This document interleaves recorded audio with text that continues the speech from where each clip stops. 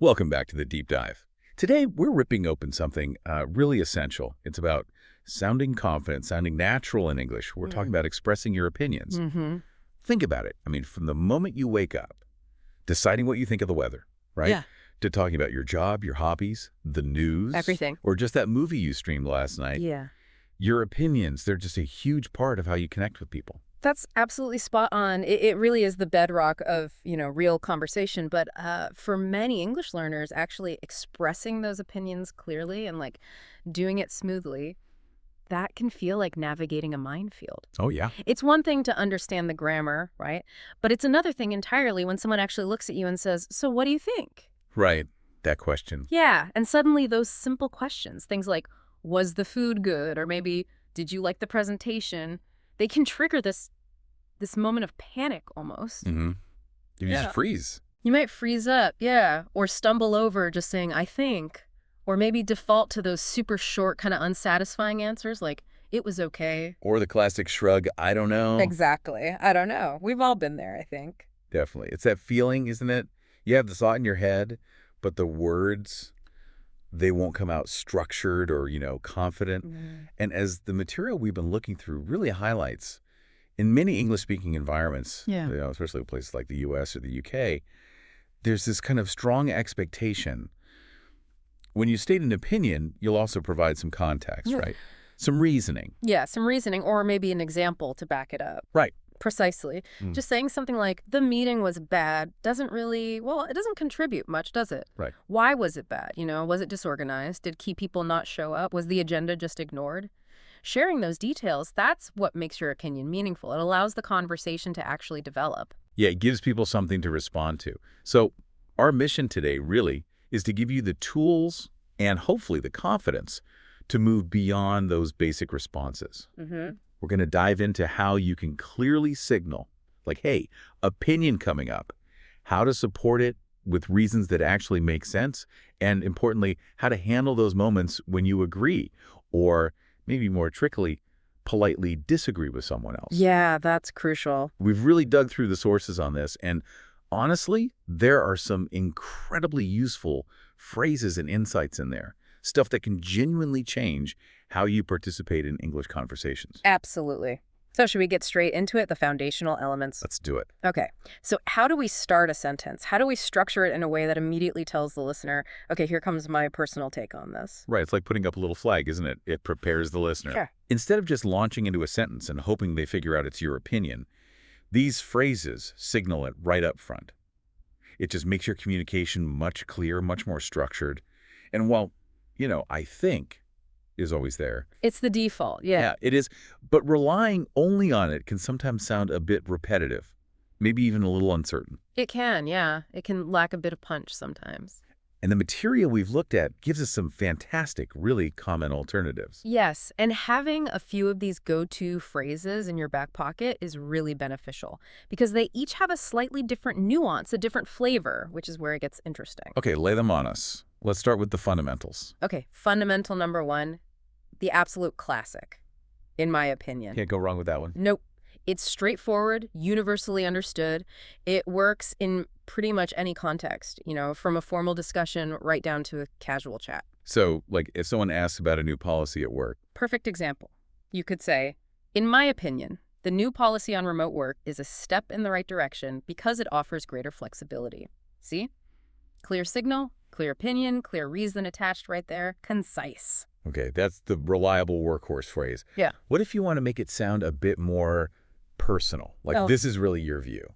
Good question. That's where I personally believe that comes in handy. Adding personally. Exactly. Adding personally puts just a little bit more emphasis on the fact that this is your individual conviction, your specific belief. Okay. It's often used for maybe stronger beliefs or perhaps when you want to differentiate your view from, say, a general consensus or what might be officially stated. Oh, okay. Like if everyone else thinks one thing, but you feel differently. Precisely. Or even if it's just a deeply held value.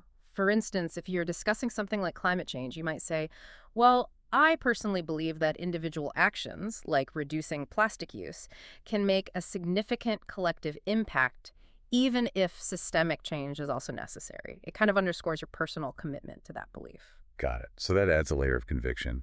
What about framing it from your specific angle, like based on your experience or something? Yeah, from my point of view is excellent for that. Okay. This phrasing suggests your opinion is based on your unique perspective, maybe your specific experience, or perhaps just the particular angle you're considering the issue from. Right. Imagine you're in a meeting, maybe discussing marketing strategy.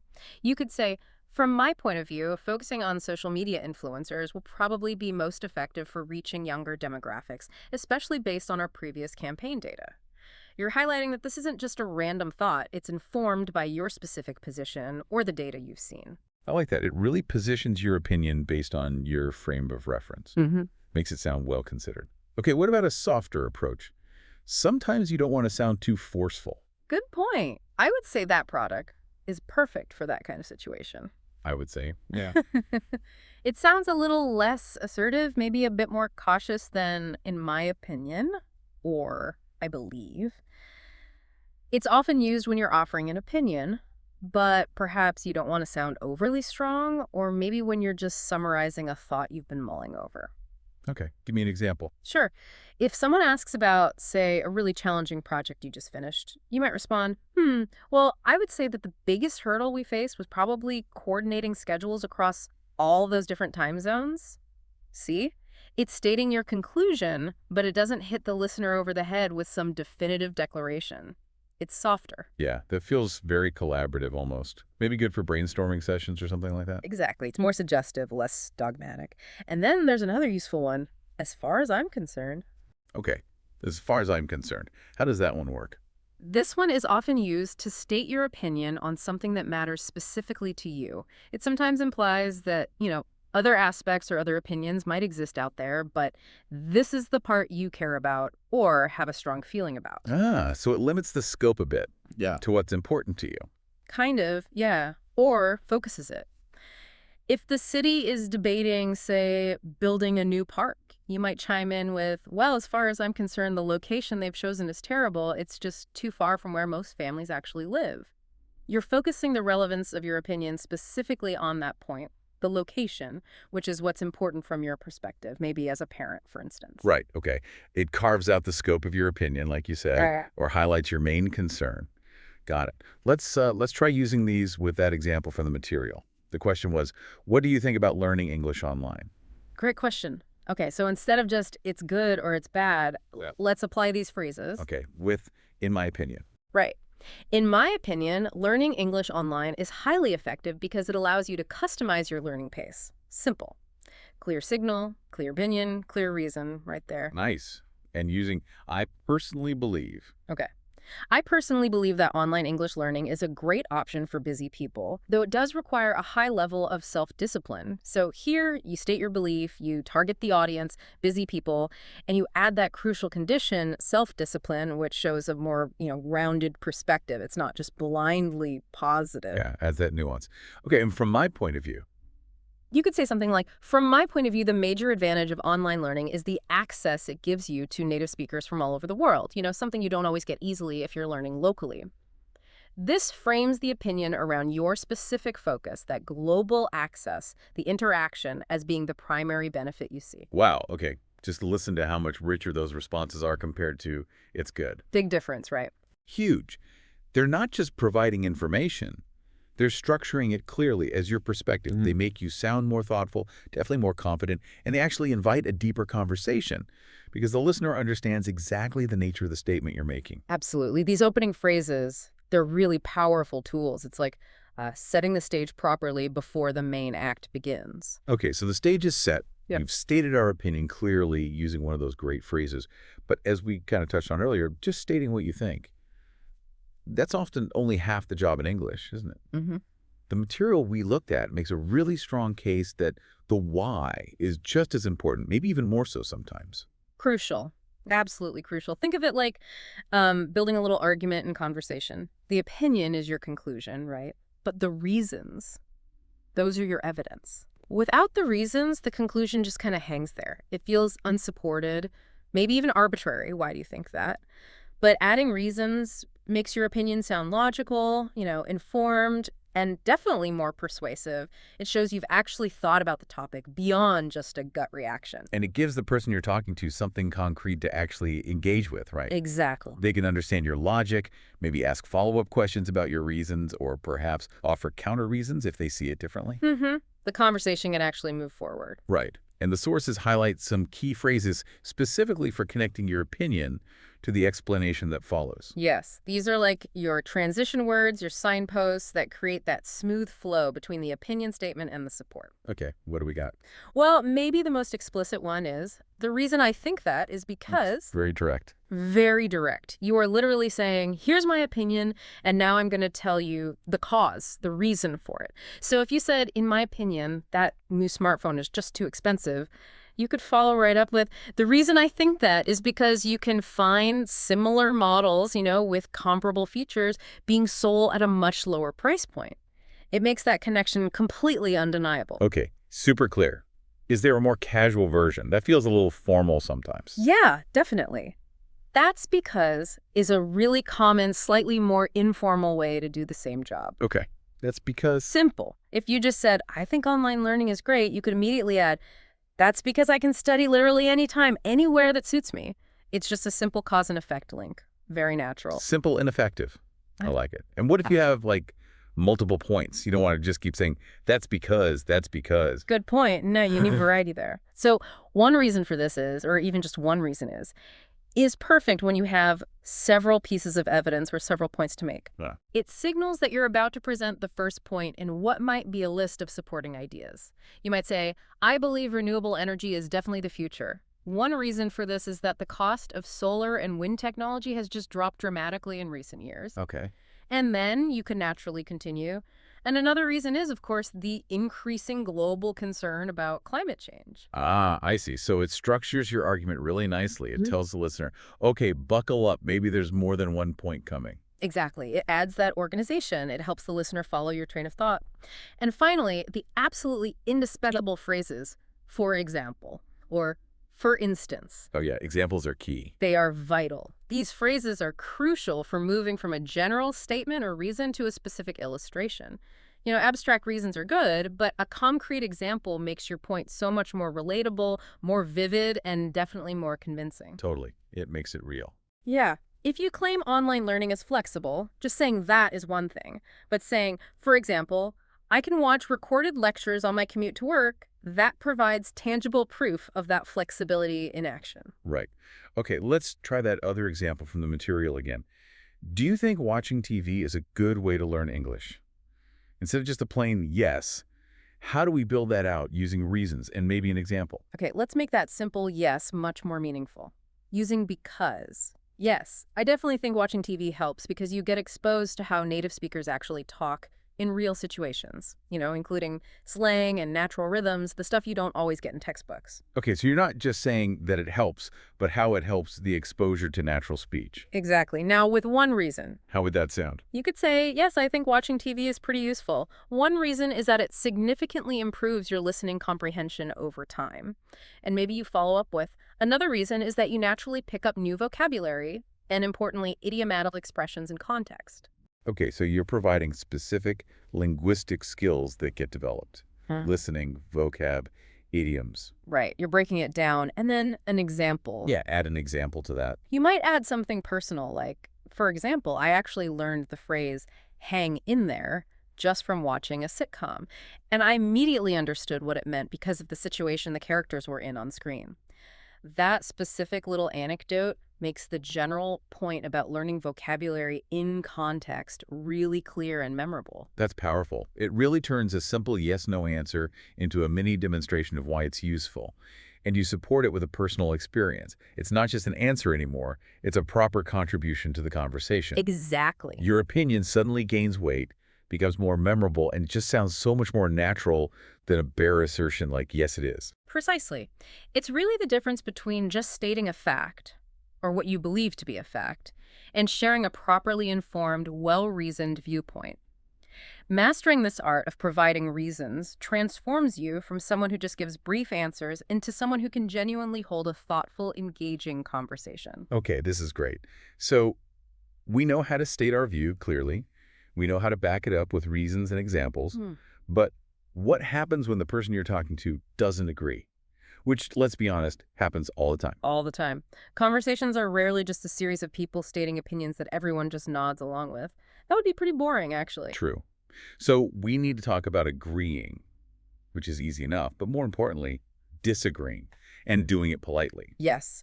This is a huge area where language proficiency really meets cultural intelligence. How you handle differing opinions can profoundly impact your relationships, how you're perceived, especially in those English-speaking cultures we mentioned, like the US and UK, which the material specifically touches upon. Because while directness is sometimes valued, just blunt disagreement, without any softening, can easily be seen as abrupt, maybe rude, or even kind of aggressive in some contexts. Understood. You don't want to shut the conversation down or offend someone unintentionally. So, okay, let's start with the pleasant part first. Full agreement. When someone says something and you're like, yes, exactly. What are some good ways to show that? Okay, the material provides several really solid options here. The most direct is probably just, I completely agree with you. Simple, clear. Can't be mistaken, clear, unambiguous, and positive.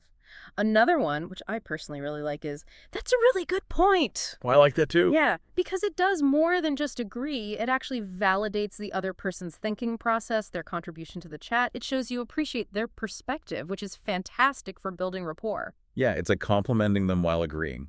It is. Then there's, I see what you mean.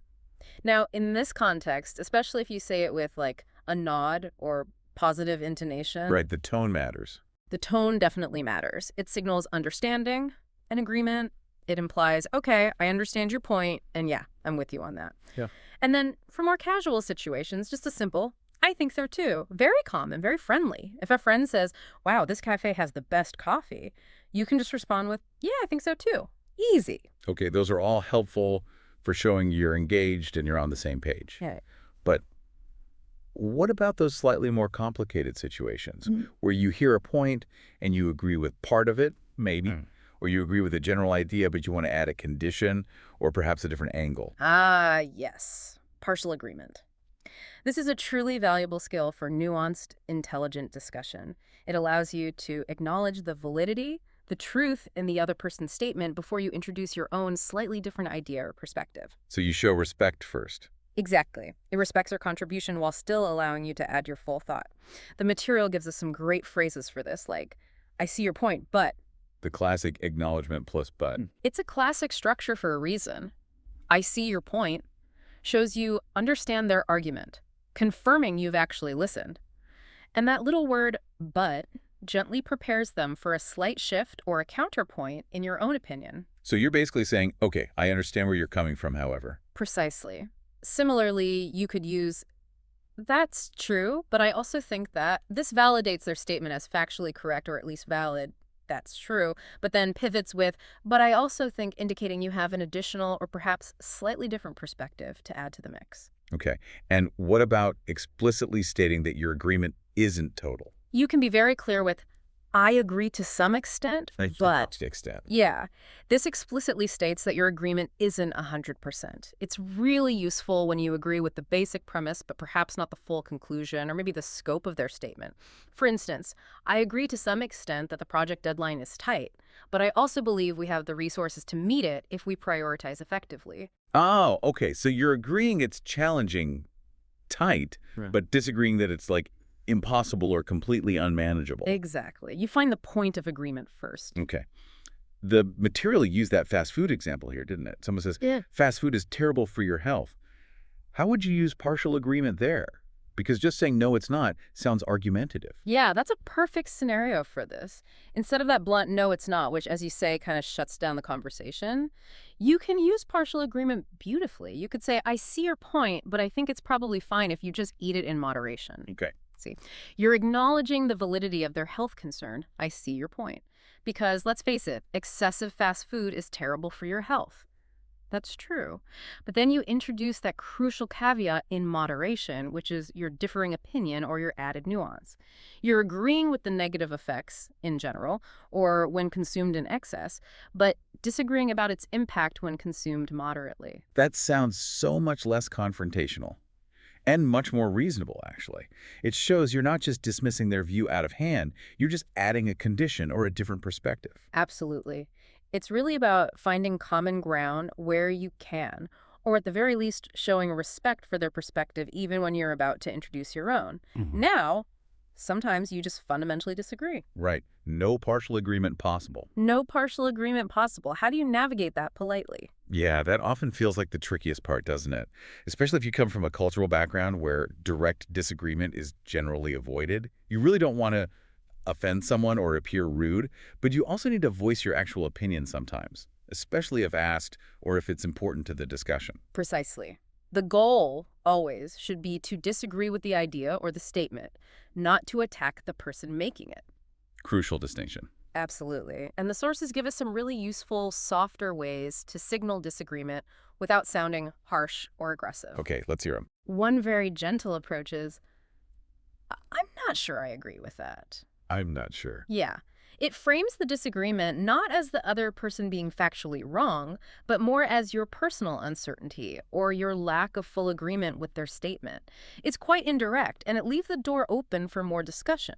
For example, if someone says, the government should just cut all taxes immediately, you might respond, I'm not sure I agree with that entirely. I guess I worry about how vital public services would be funded in that scenario. Yeah, it sounds hesitant, which definitely softens the blow compared to you're wrong. Right. Another really good one is, I see things a little differently. Oh, I like that phrasing. It's nice, isn't it? It frames the disagreement purely as a difference in perspective. Like you're both looking at the same object, but just from two different angles. Neither person is necessarily wrong. Your views simply diverge. Yeah. So, if you're discussing the best approach to solving a problem at work, you might say, that's one way to look at it. I suppose I see things a little differently. I think prioritizing speed over absolute perfection might be the better way to go in this specific case. That implies your opinion isn't a refutation of theirs, just an alternative view they might not have considered. Exactly. It kind of invites them to consider your angle without directly challenging theirs. And then a slightly more direct, but still generally polite option is, actually, I have a different opinion on that. Okay, using actually. Yeah, the word actually often serves to introduce a contrasting idea or maybe a gentle correction in a relatively polite way in English. And explicitly stating you have a different opinion is clear, but it avoids a blunt, I disagree, or that's incorrect. If someone states a statistic that you believe is wrong, you might say, actually, I think I have a different opinion on that number. I read somewhere that it was closer to X. I notice all these phrases cleverly pivot away from saying you are wrong or even a plain I disagree. That's absolutely the key takeaway here. The politeness comes from focusing the statement on your own perspective. I'm not sure, I see things differently, I have a different opinion, or by softening the introduction of the contrasting idea, actually. Mastering these gives you the ability to participate fully and honestly in discussions, even when there are conflicting viewpoints, without causing unnecessary friction or making people defensive. It's all about maintaining a respectful and constructive dialogue. This is so much more than just learning vocabulary lists, isn't it? It's really about understanding the social dynamics of conversation in English, Absolutely. which actually brings us neatly to the bigger picture, the whole cultural context surrounding this. The material we reviewed highlights that expressing opinions is generally very common and even expected in many English-speaking cultures, specifically pointing to places like the US and the UK. Yes, and this is a really important point that the sources emphasize. Unlike some cultures where stating your opinion too overtly, or especially disagreeing directly, might be considered impolite or potentially disruptive to group harmony. Here, places like the US and the UK, generally speaking, having and voicing an opinion is seen as normal, healthy, and often even desirable. Whether you're in a casual chat with friends, a university seminar, or a business meeting, you're often expected to contribute your thoughts, your perspective. So it's not just about having the right words, but also understanding that the communicative environment actually encourages you or even expects you to use them. It's about active participation being valued. Exactly. However, and this is a big however, as we've just spent time discussing with polite disagreement, how you express those opinions matters greatly, and it can vary. The sources note that in the US and UK, while directness is possible, it's often paired quite carefully with politeness strategies. Right. So a direct, I disagree, and here's why, can work perfectly well because the here's why part immediately provides justification. It makes the disagreement about the logic or the evidence, rather than feeling like a personal rejection of the other person.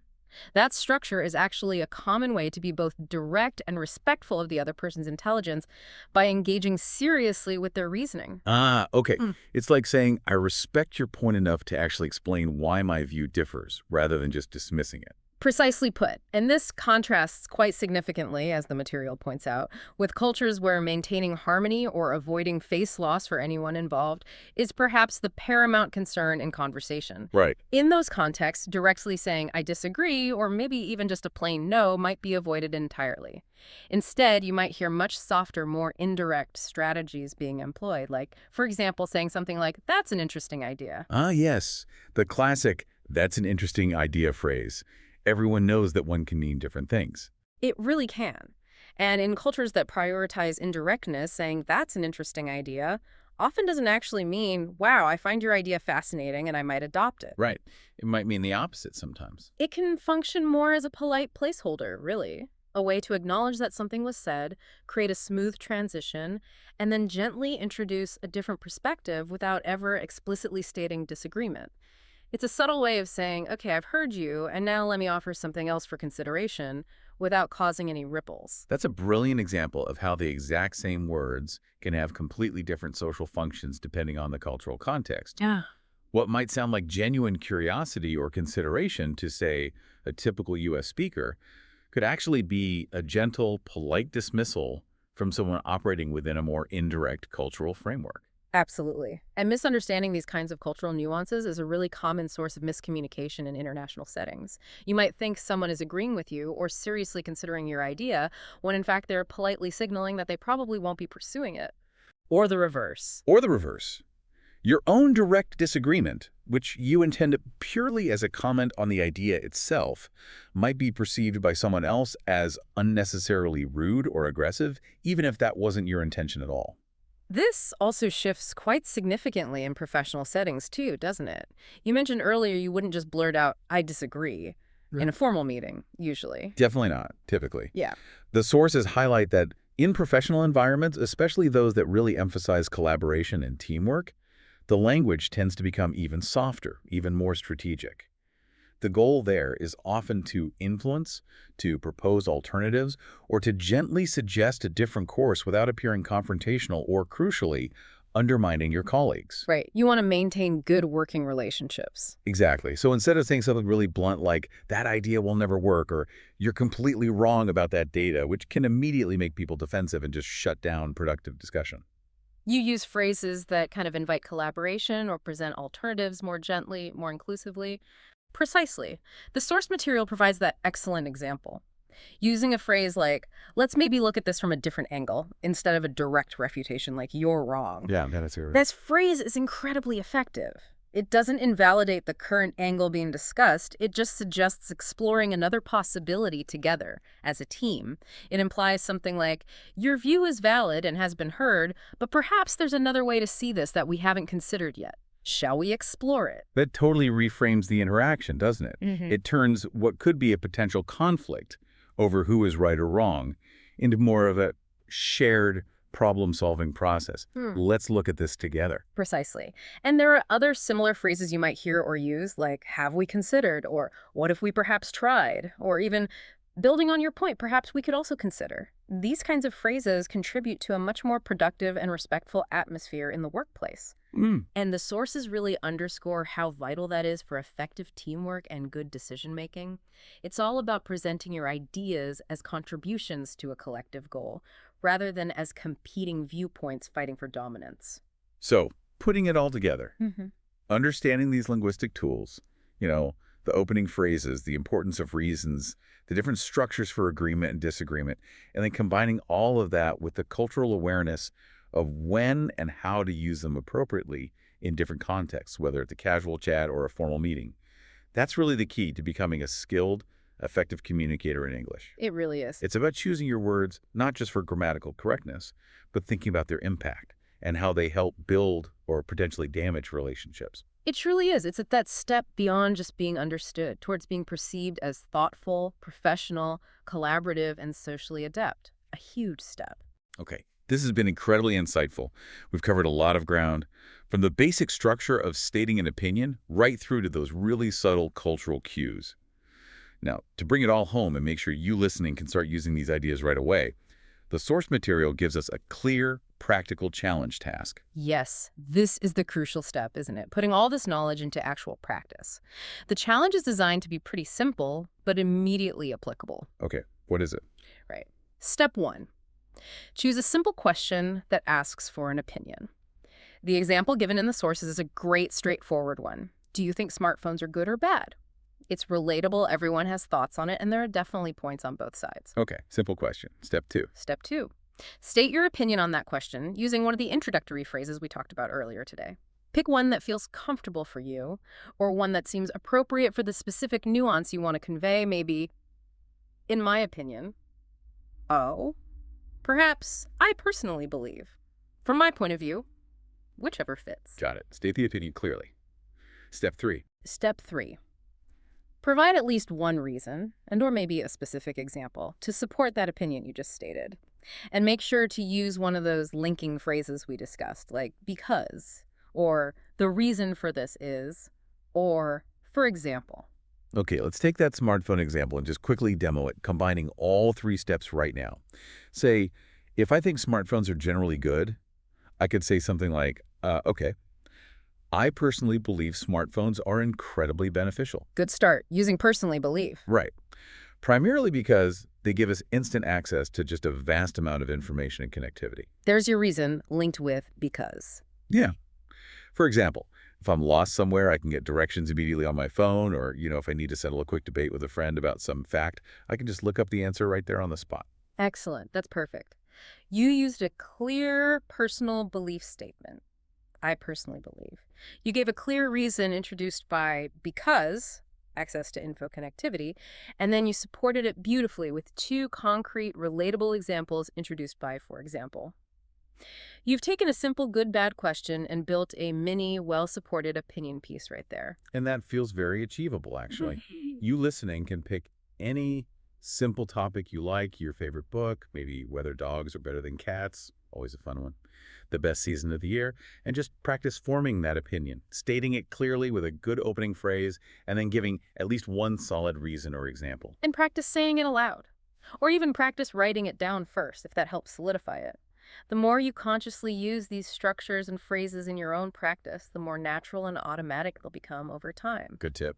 And also, pay attention when you hear native speakers state their opinions, actively listen for the phrases they use to introduce their views, and notice the ways they provide support or examples. You can learn a lot just by observing. Exactly. Active listening is definitely key. And actually, we'd genuinely love to hear from you what's a topic you enjoy discussing in English.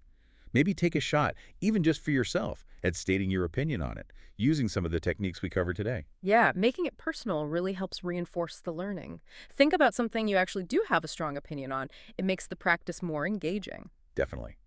Before we wrap up completely, just a quick heads up, based on the sources we reviewed for this series, the next deep dive we're planning is set to tackle something else really practical.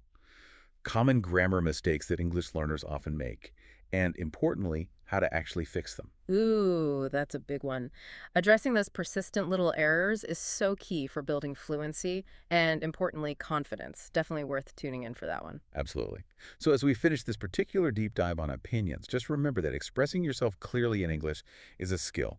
It's built on having a clear structure, providing good support for your ideas, and also having that crucial cultural awareness. It's not just about having thoughts. It's about communicating them effectively, clearly, persuasively, and when needed, politely. The phrases and insights we've shared today are basically your toolkit for doing just that. So start small, maybe with those simple topics we mentioned, and then gradually challenge yourself with more complex issues as you get more comfortable. Don't be afraid to voice your thoughts, your opinion, your perspective. It's a valuable contribution to any conversation. It really is. And remember, it's a continuous journey, this language learning thing. It involves ongoing learning and lots of practice. Every time you successfully manage to state an opinion clearly and back it up with a reason, you're not just speaking English, you're truly participating in the conversation.